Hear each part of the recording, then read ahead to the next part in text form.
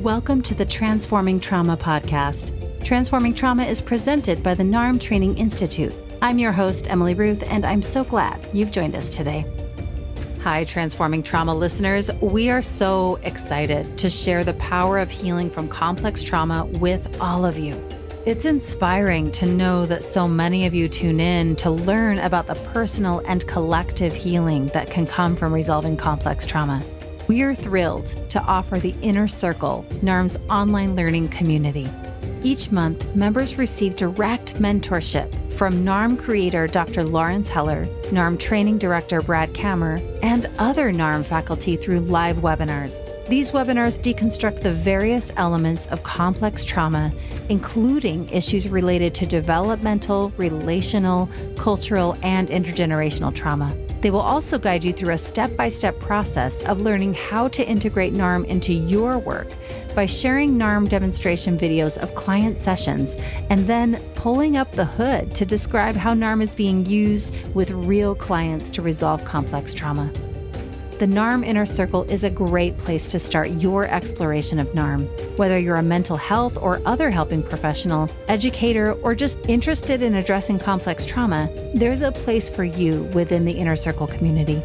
You, our Transforming Trauma listeners, can receive $100 off your annual membership when using the code TransformingTrauma15 at checkout. Visit narmtraining.com/innercircle to sign up and for more information. Today's guest is Prashant Goel. Prashant works in service of healthy cultures and systems. He specializes in leadership development, drawing on both scientific research and global wisdom traditions to advance renewed practices of attention, execution, collaboration, and innovation. Having studied and practiced with world-renowned teachers, Prashant brings over a decade of experience in transformational approaches to leadership development, as well as systems and culture change. Intensely curious about societal progress, Prashant holds 3 advanced degrees: a Juris Doctorate, a Master's in Business Administration, and a Master's in Economics for Transition. He has also been formally initiated in 3 wisdom lineages from the Amazon, Himalayas, and West Africa. Prashant blends these unique experiences to inform the work he is doing, and we are happy to share this conversation with you today. Please enjoy. All right, we are here with Prashant Goel, and welcome to Transforming Trauma. Thank you, Emily. It's a pleasure to be here. Yeah, it's a pleasure to have you. How are you today? I'm doing well. I'm actually in South Africa right now, so I'm a number of hours ahead of you. And I've been kind of looking forward to this conversation all day. Yeah. Great. So before we get into learning more about you and your work, we like to ask on this podcast, what is it that you hope listeners will get out of listening to our conversation today? I would hope that this conversation in some way supports them to feel connected to themselves and to their own work, and maybe in some small way inspires or illuminates something for them about their own work. Yeah. Beautiful. So, like I was saying before we pressed record, one of my favorite parts of doing this podcast is getting to know more about our guests and your background and the work that you're doing. So where would you like to start? We could start with what brought me to NARM and what I appreciate about NARM, I guess. There's kind of the shorter term answer to what brought me to NARM, and then there's the longer term answer of what brought me to NARM. And I can begin with the shorter term. The shorter term was that I was having challenges in my own relationship life, and I was getting curious about trauma. I had done, as I'm sure as the conversation unfolds, we'll get into some of my background, but I had done a number of different types of explorations in a deep way. And I was curious specifically about the trauma angle. And so I reached out to a friend who's done a ton of investigation in the area of trauma, and she specifically mentioned NARM. And I picked up Healing Developmental Trauma. And I was in a moment where I wasn't reading a lot of books cover to cover, but I did read that book cover to cover. And I was really impressed and I became very intrigued. And I even had the chance to work with Aileen in person and receive some hands-on work with her, which was amazing. But it was only at the beginning of this year that I came into NARM Basics Training. And I continue to be really impressed. And I'm looking forward to going into level 2 next year, actually. Great. So tell us more about the work that you're doing in the field of complex trauma. Sure. So I work with individuals, I work with teams and organizations, and I also work with groups. And I'd been working with individuals for a long time before I specifically went into trauma-informed approaches, but I realize now that I'd kind of always been working with trauma, and that interest really stems from my own inner work. And I'll tell a little bit of my personal story just to, support the audience to get acquainted with some of where I'm coming from. But essentially, to share the deeper story, my upbringing, I had 8 adverse childhood experiences out of the normal 10 in my story growing up. But I also was kind of on an achiever path because it was the one thing that my survival strategy is allowed for, was in an achiever mode and was performing well, was getting good grades.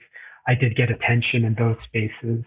And so, fast forward to my 30s and I'm a strategy consultant in New York, but I'm feeling a sense of values misalignment. And I don't even really have language for any of it. I feel unfulfilled. I'm partying really hard and I'm performing at a high level, but something is definitely unfulfilled and I don't really know how to understand that. And so my lifestyle starts changing. There was a moment where I was in Argentina and I was drinking a ton of red wine and eating a ton of red meat. And I would be like, I'm not drinking tomorrow night. And I would go out and get, really drunk that night and I'd feel terrible. And then when I came back to New York, I was like, okay, I'm going to start something inside me. I started meditating. I started practicing yoga. And there was a time where I was flying back from San Francisco and I'd been partying really hard with my friends. And I finished reading Gandhi's autobiography somewhere over the middle of America on a flight back to New York. And I'm like, I'm never drinking again. And that was like 12 and a half years ago. And I still have never had a drop. And Gandhi's autobiography opened something up in me. It was like, whoa, there's way different ways you could be living your life. I had never had any exposure to something outside just a conventional professional life.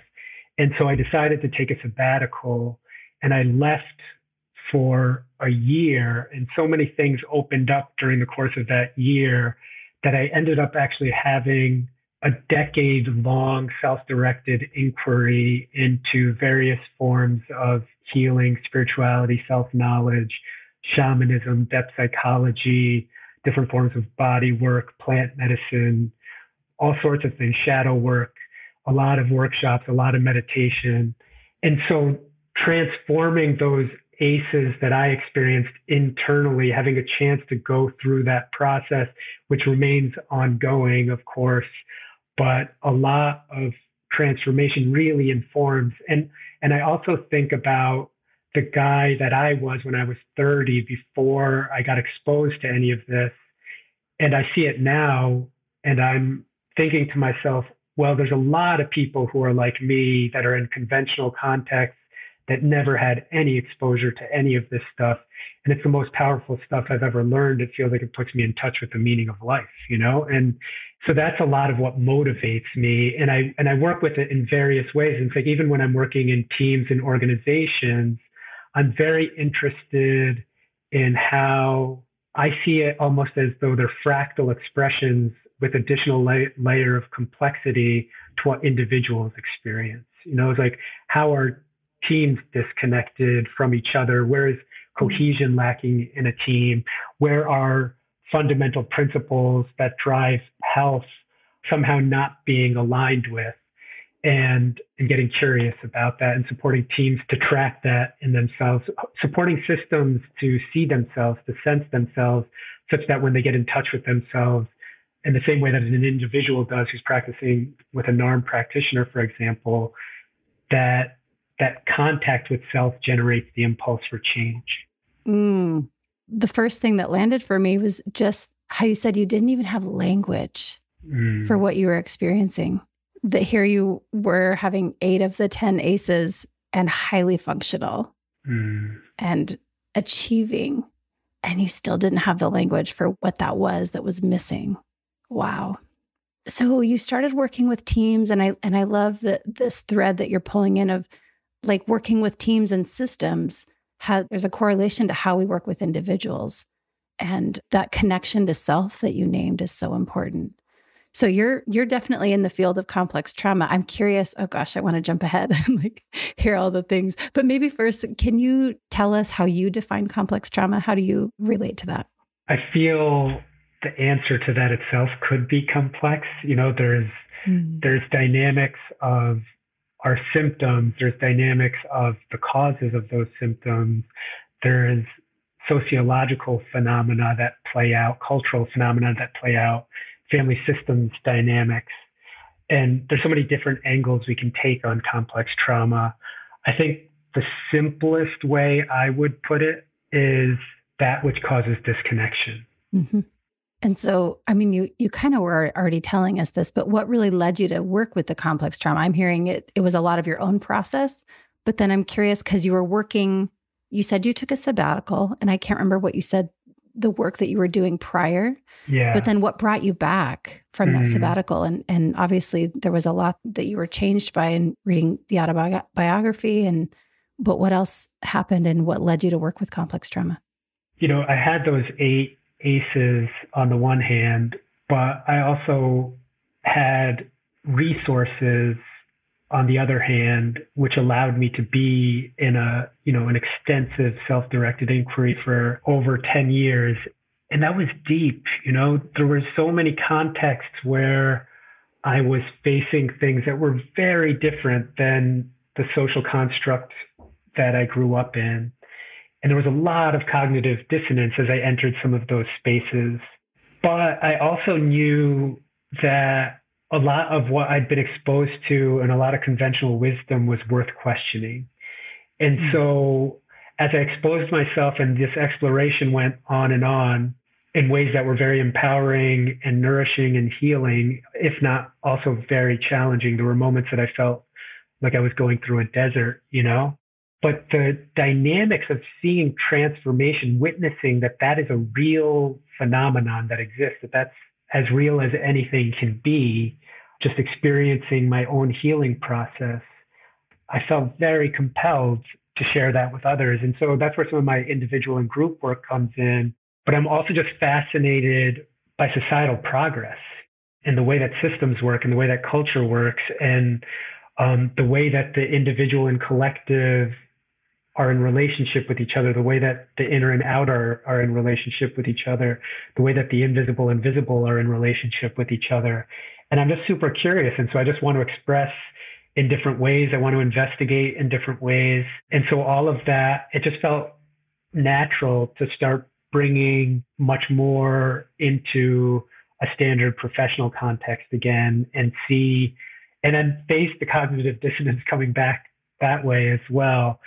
And I feel like I'm still at a very early stage of that cycle, to be honest, but a lot has opened in a short period of time. And I'm enjoying the unfolding of this inquiry now. Yeah, what landed for me was really just your curiosity that you named. What was really guiding you in the process was just that you're curious about systems and how individuals relate to systems and systems relate to the individual and individuals relate to each other. And that sounds like you were just really guided by your curiosity, which my next question is, how did you come to the NARM work? And I'm just going to guess it was your curiosity, but I'm sure there's more to that. Yeah. Well, when I asked this friend in the midst of these relational difficulties, what she suggested, how I might work directly, what are some modalities that she appreciates, she mentioned NARM. And one of the things she said more than once is that it's subtle but powerful. And I was intrigued by that. And when I read Healing Developmental Trauma, because I'd had these explorations into all these global wisdom traditions and different elements, and I was amazed to find how coherent the framework is. There's so many different elements to it, but it all hangs together. And it's deep. It's really deep and it's powerful. And that it's as fine of a method as I could conceive of. Like, it just blew me away for one-on-one work. I'm a really big fan. One of the things that I did also in my life is I've partly in the achiever path moments, but then again revisiting later in life, was I've earned 3 advanced degrees, in law, business, and economics. And I didn't see myself ever going back to school, but it feels worthwhile to begin the study of a 4th just to meet the qualifications and the prerequisites to go on to level 2 of NARM. And I'm that drawn to it. I really find it fascinating and I find it super beautiful. And, even the few elements that I've integrated from basics training with my clients for sure are accelerating their processes. I really appreciate what I notice it supporting in my individual clients. I'll say one other thing actually, which is I like to experiment, and I'm here in South Africa. I connected to somebody and I started offering a course for a group here, and the group was super receptive, and I'm really grateful for their warm response. What I can say is that yesterday I introduced them to the survival styles. And I remember my own experience of being introduced to the survival styles during basics. And I remember a lot of the people around me. And it's amazing because I'm typically looking for experiential approaches to put people in touch with their deeper content and ways that they can access that in a way that supports integration. What's amazing is that just the theory of survival styles is so powerful and creates new openings and sometimes a kind of depth and introspection that can be a little bit heavy as well. But that challenge is always well taken on, is how it's played out in my experience. And I find that I've not seen that anywhere, that just the theory puts people in touch with some of their own content. I find it amazing. Mm-hmm. I love that. And that was my experience too, going through the training. What you talked about, how it brings up this introspection. And what I really appreciated, and I'd love to hear your experience, but I really appreciated the environment that was created in, as Brad shared the theory and the survival styles, it felt like such a safe environment to actually look at myself and take a look at the ways I had survived, because I had been in spaces where things had been brought up to me. A mirror had been held up, but I wasn't ready partly because of the environment. Didn't feel like a space that I could do that. And that was one thing that I really appreciated about the experience of OBT and the level 2, is that the environment that was created, the container that's created, feels like a safe place to do that kind of deep introspection, even just hearing the theory. But I'm curious to hear your experience with that. Yeah, that certainly resonates with me, Emily, what you're describing. And I can say, I feel that space to be a very warm space, and I feel it to be a very humanistic space. And I feel, Brad and Stephanie, for example, to be excellent role models within this work and how they express themselves and the sort of energetic feel you get from them, just who they are as people. And it is a very supportive space. I've experienced it in that way as well. That's nice to hear. I'm curious, because you've talked about your group work and even just this last experience that you had of introducing the survival styles. I'm curious if there's what else you have been able to integrate from your NARM. And it's pretty fresh, right? I mean, I don't even know when you went through the training, but it's amazing that you're already integrating that work. But I'm curious if there's anything specific you'd like to speak to. Yeah, I just did basics in April through June, and then I've been doing the inner circle work since then. I teach workshops on self-awareness in the UN system, and those have been well received, fortunately. And I'd say that even if I'm not directly bringing in NARM into those spaces, it's directed at the exact same fundamental organizing self, like that there's something beyond the content of our minds, the content of what we take to be our full identity. and creating spaces for people to be in an exploration. And in that space, for example, they're not specifically seeking me out. They're choosing a professional development program that their organization chooses. So I want to be respectful of the context in which I'm operating, but I also want to offer what I have to offer. And a lot of times it's introductory work for people. And so I'll start with elements like neuroscience, which sort of establish a certain framework and grounding. And I'll just scaffold and scaffold and scaffold. And by the end of a 2-hour session, we're doing a meditation on the collective trauma that people experienced, you know? And so NARM is always informing me in some way. And it's like, even when I'm doing teamwork, the principles are around, and I really appreciate it. And I hold it alongside so many other modalities that I've explored for sure. But I love how, in a professional context with individuals especially, but I think also the principles are conducive, they're susceptible to being extrapolated to different levels of scale, you know, like teams and organizations and systems as well. So I feel very informed. I feel like it's always there, even when it's indirect. Yeah. And it sounds to me like it helps you create that container of safety that I was talking about. Like, I imagine in group work, that's a pretty important piece, just as you carry yourself and as you interact with individuals. Yeah. And I can say for sure as well, that shift from, you know, some of the elements of my own self as like in a helping profession, so to speak. I mean, sometimes I'm operating as a consultant, which isn't quite how we intend it when we're talking about that in NARM. But some of that piece around unmanaged empathy, for example, checking that in myself, checking, you know, going deeper and defining where some of my motivations are and starting to do the work to transform that element within myself, alchemize that element within myself. And the piece around stepping out of like an expert-based model into an inquiry-driven model, a curiosity-driven model. Those are pieces that I had explored in the past in different ways, but they started landing more. They continued that trajectory, that progression as I started investigating NARM. Yeah, I appreciate that.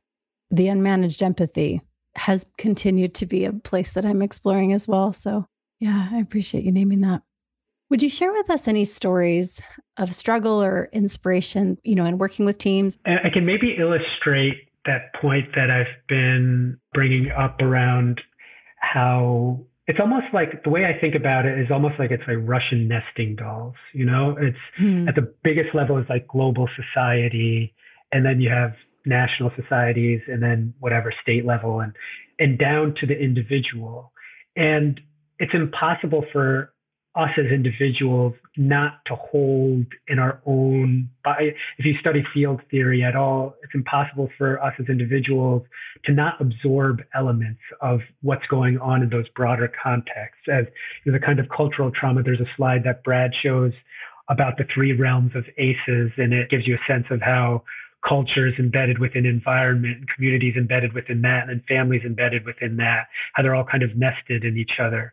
And so teams are interesting because, or organizations or bigger systems are interesting because you have a kind of the meeting point of both sides, like the societal level and the individual level meets in an organization to a certain extent. And so how to help an organization feel into itself isn't how a lot of organizations are even oriented in their own developmental work. But if you take a situation like a team that I was recently working with, or, I mean, I could bring a number of examples, but one is you have a team that it's 5 of the 6 members are Western and white. I think 4 of them were American. 1 was Asian, and they've been together for over 10 years. And I'll just stop there, but they were having a challenge about diversity, inclusion, and belonging. And they're all in the demographic of either close to or existing in the baby boomer generation. And so that's something that exists on the societal level, right? Is like, we're all looking actually, especially in the aftermath of George Floyd and everything that happened with the Black Lives Matter movement, we're all looking at racial issues. This is a hot issue in organizational life and in societal life. And a lot of us are doing that work inside ourselves as well. So we had a really challenging situation because me and my co-facilitator did, because in the first two sessions, they were deeply in denial about the fact that complaints had been raised, complaints about bullying behavior. And they're really amazing professionals on a lot of levels, but just have this blind spot, just have this big blind spot. And so they had shut down areas that we thought to activate a kind of self-awareness through a survey or through stakeholders coming in and speaking with them about their experience with the team. And we were kind of at a loss. It's like, if they're shutting down these means of kind of bringing in some reflections, what do we do? And by shutting down, you mean they were saying, no, we're not going to do that? Or what does shutting down mean? We're not open to doing that. Yeah. And so we ended up using an approach that enabled them to, and I'm not sure how specific to be here, but that enabled them to generate some of that awareness internally as a team. And so there was kind of a corner that was turned. But the challenge was that they still didn't completely buy in to some of the shifts that we were attempting to explore with them, inquire about, advocate for to a certain degree. And so if they go ahead and facilitate a conversation with their division and the complainant is in that meeting and they're talking about how disappointed they are that this complaint happened and that they're disappointed and they're not actually creating space for it, that's the same dynamic in the individual where you're repressing emotion. That energy gets stuck in the system, And so the system ends up being exactly what we see in ourselves when we repress our own emotion, and that's like a top-down dynamic. And so you see how that plays out fractally in that same context, is the voice being suppressed. And that happens all the time, right? Like, there's so many ways in our systems that top gets disconnected from bottom. And the view is very different in those places. And unless you're activating means by which the communication is really flowing the same way that in NARM, we're working to be top down and bottom up in the individual, such that that energy can reintegrate and the regulation starts happening in the nervous system. The psychobiological capacity here is analogous to the capacity for collaboration, execution, and innovation. If that's not happening in the organizational space, you're missing a big part of the picture. And so that's a kind of deeper way that I believe we need to be thinking about organizational life, systemic life. Yeah, you've named something really important, that like systems are alive and that there's those kinds of experiences that you're talking about. And when we work with systems or families or relationship, it's got to be a top-down, bottom-up experience, because just this repression that you're talking about, I can see it as you're talking about. It's like, I can see it in so many different ways in different organizations and society. And you're naming something so important, that as we approach working with those systems, that it's got to be a top-down, bottom-up. It's got to be both. And there's so many ways in which there's a lot of really bright thinkers doing incredible work and advancing the conversation in all sorts of contexts, not least of which is organizational context. And I think we still also need to be able to call a spade, point out where dysfunction exists, where things can improve. There's a slide that I present, and I've presented it a number of times, and it's just called Painful Challenges of Current Organizational Life. And it has things on there like secrecy and siloed mentalities and dreading Monday and anticipating Friday and breakdowns in communication and all sorts of things, different colors, and it's just kind of spread across the slide. And I asked people about their experience of that, and I'm always getting nodded heads in those moments where I show that slide.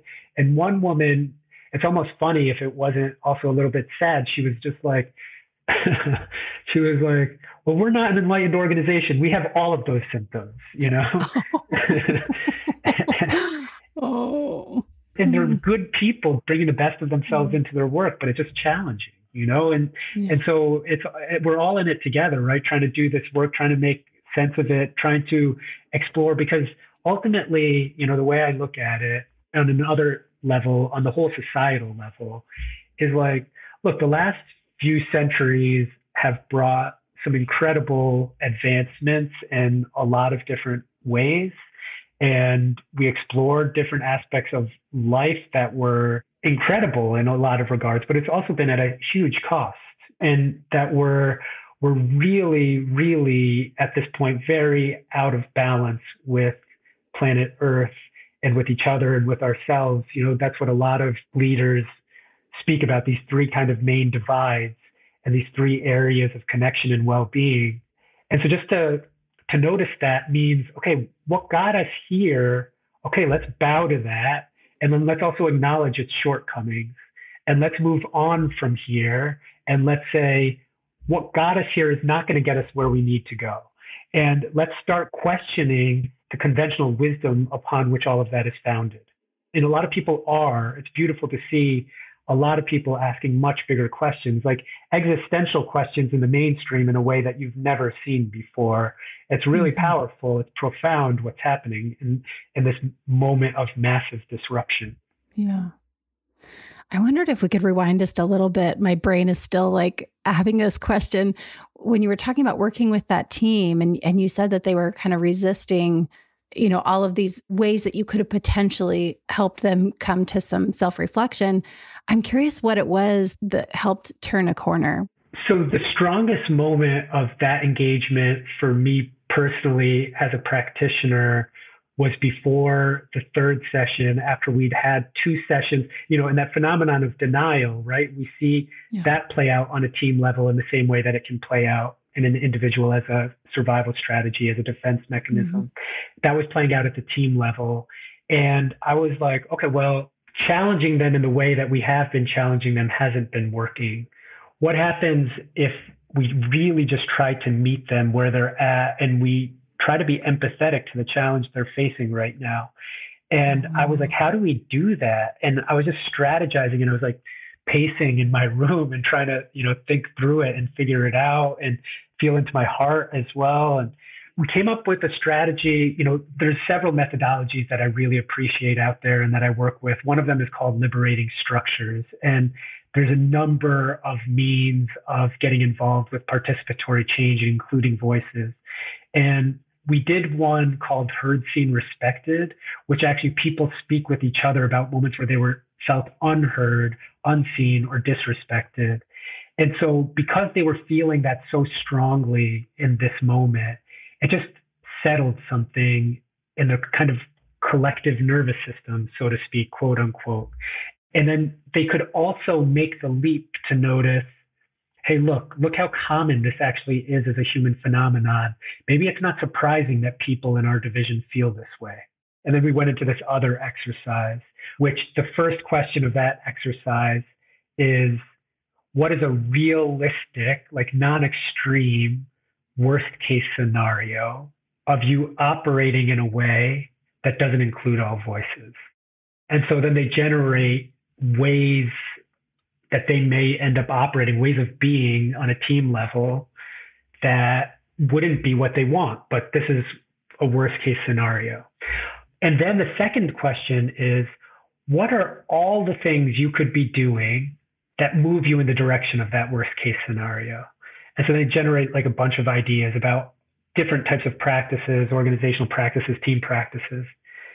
And then the third question is, what are you already doing that in some way, shape, or form resembles those behaviors you identified in the second question? And that's kind of the light bulb moment where self-awareness really grows. And you're supporting the team to be kind of in contact with its collective self and say, oh, wow, noticing, okay, there's a lot that we're doing here that actually leads us towards consequences that none of us want. That was kind of the turning point in the scenario of that engagement. I'm so appreciating everything that you're sharing here. The first thing that landed for me was that your process of understanding them and meet them where they're at and being empathetic to the challenges. And so you had to get connected with yourself. That's what I heard you say. I was pacing in my room and, feeling out your heart, and that there had to be that connection to self, right? As you approach and meet this group where they're at. So that was the first thing that really landed for me, was that connection, the 50-50, right? That we talk about in NARM. And then this piece of like humanizing, going through this inquiry of like humanizing, like, what's the worst case scenario that's not extreme, but could happen, that you could see happening, and not like vilifying it, but bringing the humanity to it. Like, hey, let's just explore this. And even just as you were talking about it, I thought, oh, wow, that would be a safe place to explore when you explored it that way, when you're meeting them where they're at, when you're just saying, hey, what could happen? What could potentially happen? Let's get curious, and bringing that curiosity to it, and then asking these other questions. That's just so beautiful. I really appreciate you sharing how you kind of thread in and integrate this work with groups, because I imagine there's a lot of us listening that are curious how you can thread this in and working with groups and bringing that humanity and the 50-50 and that kind of inquiry is really beautiful. And then that last piece that you shared of where it lands, the kerplunk, right? That we hear Brad talk about, of the light bulb moment where we're understanding, connecting to ourselves. And it sounds like they had a connection with themselves in that moment. They were able to connect to themselves and realize, oh, this is what's happening. Okay, how can we move forward in a different way? Mm-hmm. Thank you for those reflections. I appreciate hearing how it landed with you. Yeah, so helpful. I want to talk more about your work and more of what you're doing, but I also want to hear, more about your own process. You shared at the beginning, kind of where you started your journey before your 10 years of kind of self-reflection and going through your process. But I'm curious to hear more about your process in working with your own complex trauma and how that helped you get to a place where you're able to support others. One of the things my brother also brings up, having grown up in the same household, I'm the youngest of 5, actually. Mm-hmm. He's always asking what moves the needle in terms of developmental stuff. And, I think that I've needed a ton of support, to be honest. And I've had the incredible pleasure of working with really a lot of world-class teachers. And I've worked with it in a variety of formats, extended retreats and one-on-one work and group work, and pretty much just a lot of different modalities. And like I said earlier, and like you picked up, I've been really curious. And I'd say, there are 4 or 5 key things that I come back to, which would be trauma and shadow work in the realm of depth psychology, and how human nature actually functions. Plant medicine, which I've worked with extensively and I know is a growing theme in the world these days, and a few different forms of body work, but not least of which was Aileen's form of body work, but also one called network spinal analysis, which works directly with the nervous system in a beautiful way. Vipassana meditation. I've done a number of Vipassana meditation retreats alongside other silent meditation retreats. And I'm just working with different wisdom traditions and their embodied practices and their elements of their philosophies. And if within the mainstream we have this set of conventional wisdom that isn't serving us so well any longer, then it behooves us to look beyond that to other traditions that maybe were grounds for healthier societies and more integrated societies, and see what they did as a reference point, and be humble in our inquiry about which elements may be things that we would want to bring back into where we're at today. What is relevant to what we're facing today? Mm-hmm. So those are some of the main things that have supported me in my process, and then also really inform my view on both an organizational level, but also a societal level. And one element of my work, that I haven't spoken to yet is that I'm getting increasing opportunities for speaking engagements.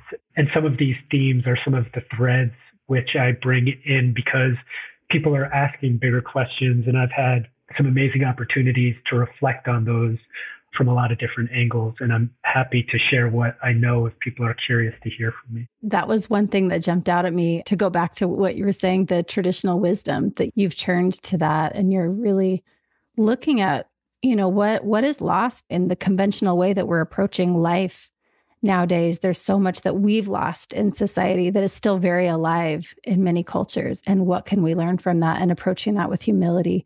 That really jumped out at me as I was scrolling your webpage and just learning more about the work that you're doing. I really appreciate that and appreciate you naming that. I don't want to end yet because I feel like there's so much, but how about I just ask, is there anything else that you feel like would benefit our listeners in their own exploration?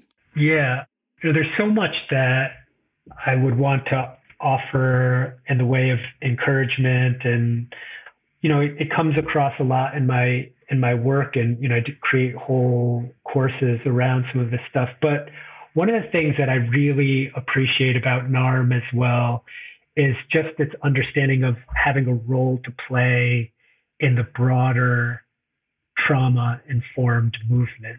And I'd say that once you get to understand trauma at all, it is nourishing of compassion in oneself, I find. When you see that trauma is actually based in the intelligence of life and the brilliance of life's ability to meet, any number, like an infinite number of contexts, and that the challenges we face in society are ways in which we're not trauma informed. It's really, those of us who are, the audience, and myself included, who's listening to this podcast, that are engaged with this movement in various forms. I want to say thank you. Thank you for doing the work that you do. Thank you for sharing your form of being trauma informed in the world, and for taking it into any number of contexts out there. And my economics dissertation, I think it's kind of funny, but I think it's also realistic that it was actually based on a Rumi poem. And I would like to recite that poem because I think it's directly connected to the trauma-informed movement. And I'm going to see, I started doing it from memory recently, and let's see if I manage to do that now. This world river has no water in it. Come back, spring. Bring water that pulses in the fountain of the soul. Where water is, there bread arrives, but never the reverse. Water never comes from loaves. You are the honored guest. Do not weep like a beggar for pieces of the world. When the water flows towards you, you will feel a deep contentment. The night watchman shakes his rattle as part of his fear. You will not need him anymore. Water itself guards the fish that are in it. Wow. I would love to read your dissertation now, having heard that.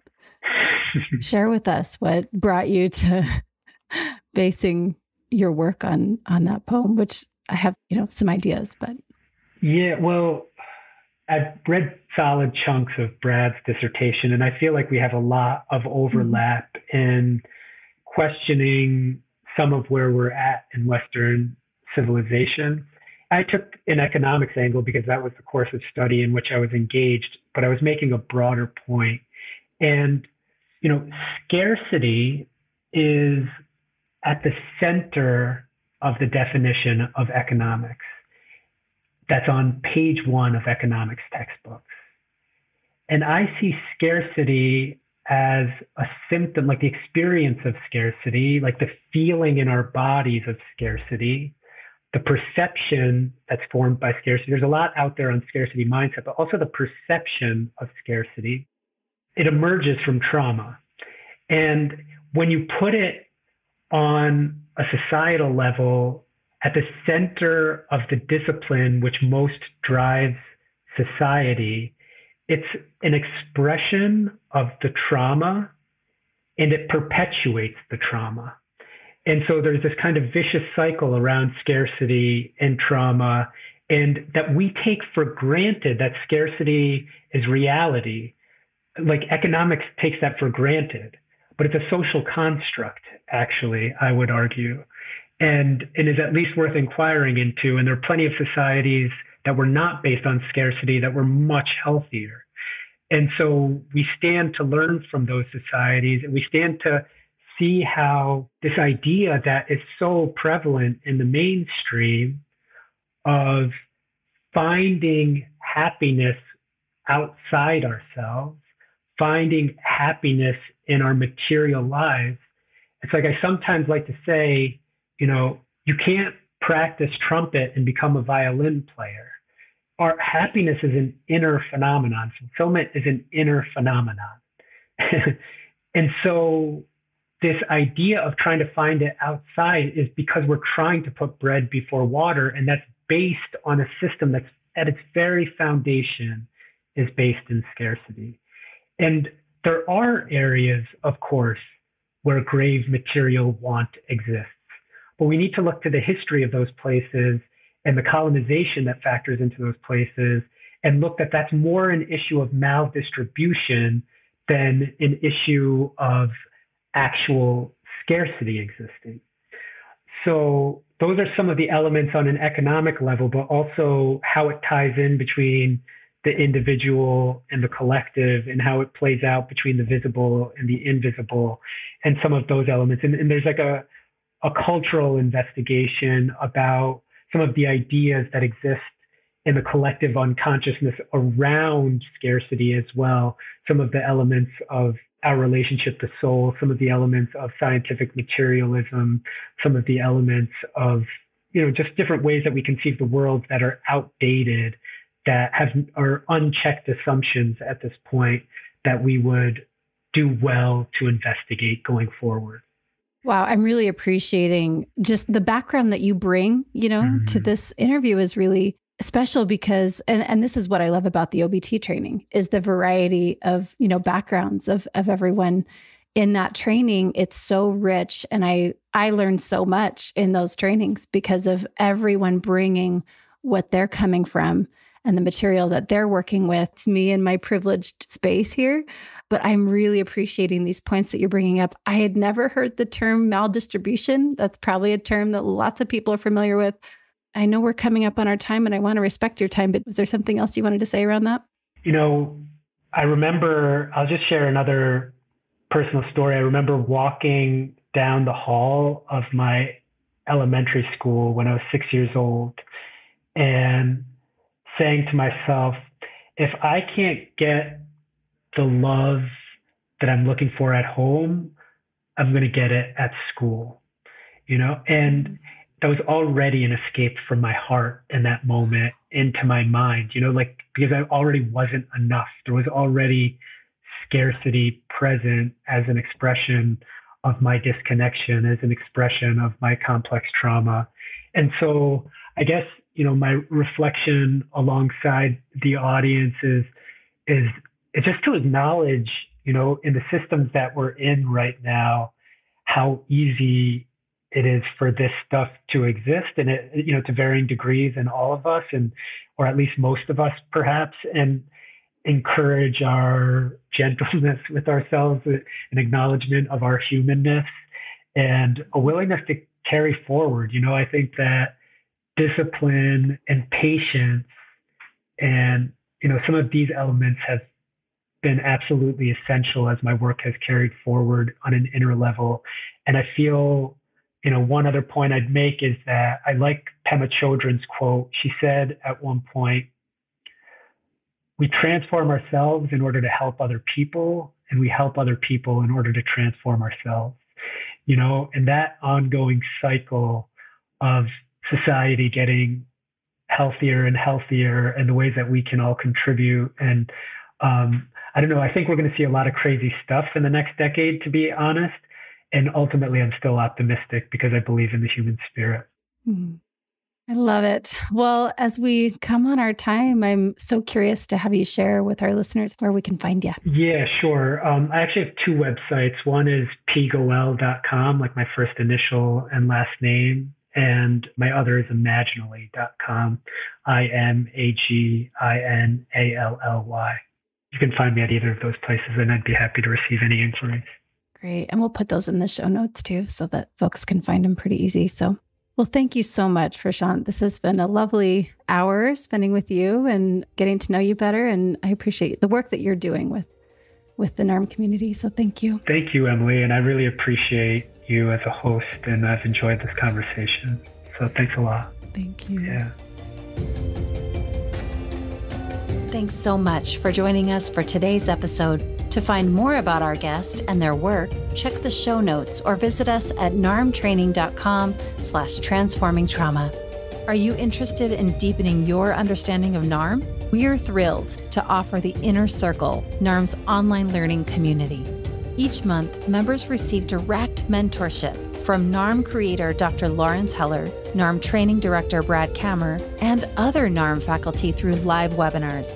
The Inner Circle is also a hub for the international NARM community, where people working with complex trauma from around the world come together to connect, network, and develop trauma-informed projects to benefit our world.